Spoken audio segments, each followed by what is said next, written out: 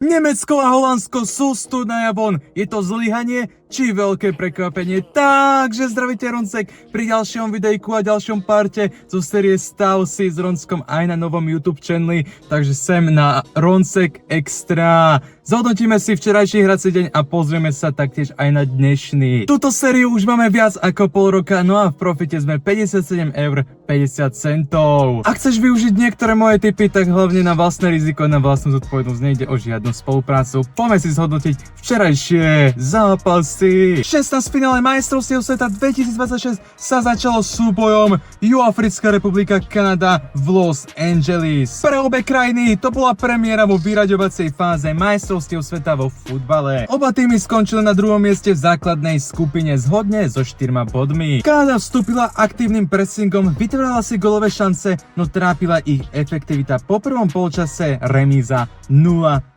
Druhý polčas mal prakticky rovnaký priebeh, no všetko zmenil nastavený čas a volej spoza 16, ktorý znamenal postup Kanady do 8 finále. Kanada v 8 finále výzve Maroko. No a v tomto zápase mi vyšiel tip, že Kanada vyhrá. Tento zápas bude vyrovnaný, ale ja teda favorizujem Kanadu, že by teda mohli vyhrať proti Juhoafrickej republike. Prívlastok najatraktívnejší 16-finálový zápas mal byť zápas v Houstone medzi Brazíliou a Japonskom. Prednásobný víťaz majstrovstiev sveta vyzval čierneho koňa turnaja, a to Japonsko. Oba týmy skončili v základnej skupine zhodne so 7 bodmi. Japonsko do play-off vstúpilo v roli čierneho koňa, no a Japonsko viedlo v 29. minúte golom spoza 16 z kopačky Sana. No odpoveď Brazílie prišla v druhom polčase a víťazný gól strelil Gabriel Martinelli 2 minúty do konca. Stav zápasu 2-1 pre Brazíliu. Brazíliu bude čakať v 8 finále víťaz zápasu Norsko alebo pobrežie Slonoviny. V tomto zápase mi vyšli všetky tipy, a to napríklad, že Japonsko strelí gól proti Brazílii. Roncek si myslí, že by sa v tomto zápase mohlo stať prekvapenie, a to, že Japonsko strelí gól, je za mňa reálny tip. No a taktiež Roncek dobre tipoval, že Brazília vyhrá do rozhodnutia. No a že by zverenci Ancelottiho potvrdili rolu, víťaz do rozhodnutia Brazília, to je teda reálny tip. Štvornásobný majster sveta Nemecko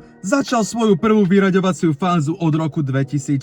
Stretol sa s Paraguajom, ktorý sa dostal do vyraďovacej fáze prvýkrát od roku 2010. Nemecko vyhralo základnú skupinu a vstúpili do play-off v roli vyzývateľa. V závere prvého polčasu sa Paraguaj dostal do vedenia po góle Ensika, no a odpoveď Nemecka prišla pomerne skoro, a to hneď na začiatku druhého polčasu. Keď sa presadil hlavičkou Havertz, stav bol 1-1.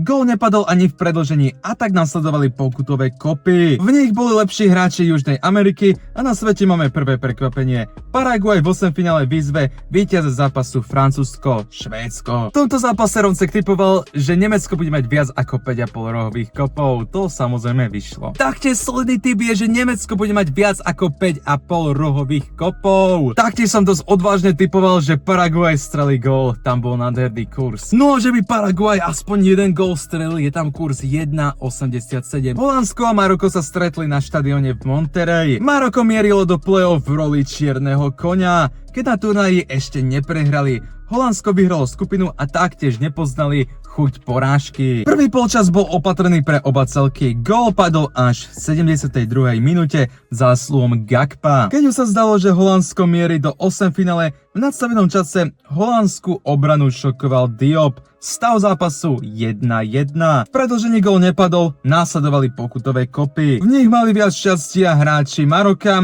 Čierny kôň turnaja Maroko výzve v 8 finále Kanadu. No a chalani, máme tu druhé obrovské prekvapenie. Nemecko-Paraguaj, Paraguaj postúpil, Holandsko-Maroko, Maroko postúpilo. No a teda oba celky boli úspešnejšie na pokutových kopov. No ale vráťme sa k zápasu Holandsko-Maroko, no a Ronskovi vyšiel tip, že Maroko strelí gól. V tomto zápase sa môže kľudne stať prekvapenie, a to, že Maroko strelí gól, je celkom reálny tip. V včerajšom videjku nám vyšlo 6 tipov z 9, čo znamená, že už máme nad 65% úspešnosť našich tipov a odporúčil som vám 220 tipov. Toto bol tiketik z minulého videjka, no a chalani, bola taká 90. minúta, ja som ten tiket cash outnul, čiže vrátil sa mi celý vklad.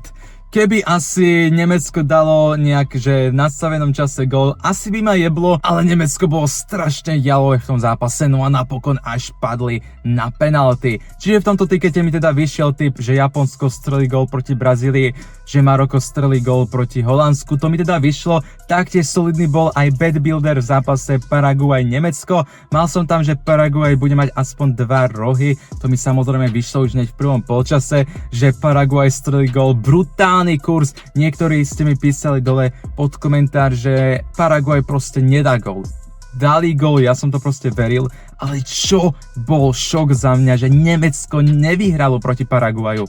Nemci idú domov. Čiže dosť solidný tiket, bohužiaľ nám ušiel iba jeden, ale tak to je proste klasika. Vďaka cashoutu sme v profite 57 eur 50 centy. My tak poďme na analýzu dnešných zápasov. Kľudne mi napíš tvoj názor dole do komentára, ako dopadnú dnešné zápasy. V americkom Texase sa stretne Nórsko z pobrežie Slonoviny. Pre pobrežie Slonoviny je vyraďovacia fáza historická premiéra. Oba celky obsadili v základnej časti druhé miesto po 2 výhrach a 1 prehre. Norský tréner nasadil proti Francúzsku norské B. Bola to taktika či nepochopiteľný ťah trénera? Víťaz zápasu sa stretne v 8. finále proti Brazílii. Hráčov, ktorý sa oplatí sledovať v tomto zápase je Diamond na strane pobreže Slonoviny a na strane Norska Erling Haaland. Extrémne vyrovnaný zápas, ale Ronsek tipuje prekvapenie. Pobreže Slonoviny prejde cez Norsko. Haaland pôjde domov. Odvážny tip, ale ja favorizujem pobreže Slonoviny.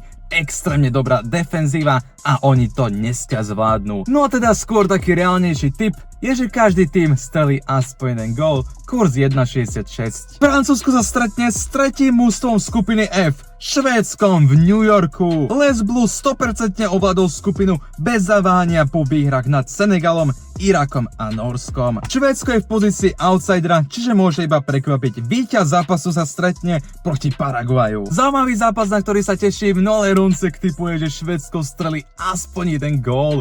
Myslím si, že také mašiny ako Gyökeres, Isak sa presadia. V tomto zápase nečakám žiadne prekvapenie a to, že Francúzsko vyhrá o viac ako jeden gól, je za mňa veľmi reálne. Že by sa presadil môj obľúbený futbalista, útočník Kylian Mbappé? Solidný kurz, ktorý môže skúsiť. Spoluhostiteľské Mexiko sa opäť vracia na ikonický štadión Azteca v Mexico City, kde ho v 8. finále čaká Ekvádor. Ekvádor si zaistil vyraďovaciu fázu po výhre nad Nemeckom 2-1. Mexiko ovládlo skupinu A bez straty bodov po výhrach nad Juhoafrickou republikou, Južnou Koreou a Českom. Obrana Mexika je stále neprekonaná, neinkasovať 270 minút gól je solidná štatistika. Zvládnu súboj proti Ekvádoru. Tento zápas nemá favorita, ale Čoroncek tipuje, že v zápase padne menej ako 2,5 gólov. Taktiež očakávam nejaké žlté karty a myslím si, že 3,5 žltých kariet v tomto zápase je dosť reálnych. No a solidný kurz na menej ako 8,5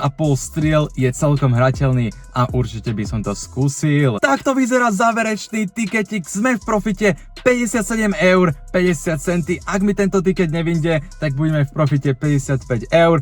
Ja skôr verím na prekvapenie. Proste sadil som srdiečkom, myslím si, že Švédsko pleskne aspoň jeden gól Francúzsku, že Francúzsko vyhrá 3-1, ale Švédsko tam dá ten gól. Však majú také zbrane ako Isak a Gyökeres. Slony z Afriky sa mi veľmi páčia, hrali dobre proti Nemecku, majú výbornú organizovanú defenzívu a proti ním je ťažké skorovať. Taktiež v útoku majú napríklad takých hráčov ako Amad Diallo, Diamond, čo sú hráči nad 140 miliónov v súčte, takže myslím si, že pobrežie Slonoviny dneska prekvapí. V tomto tikete Ronsek sadil srdiečkom, čakám, že Slony prekvapia a uvidíme, ako to dopadne. To je všetko z dnešného diela, čus F9 a poďme fandiť!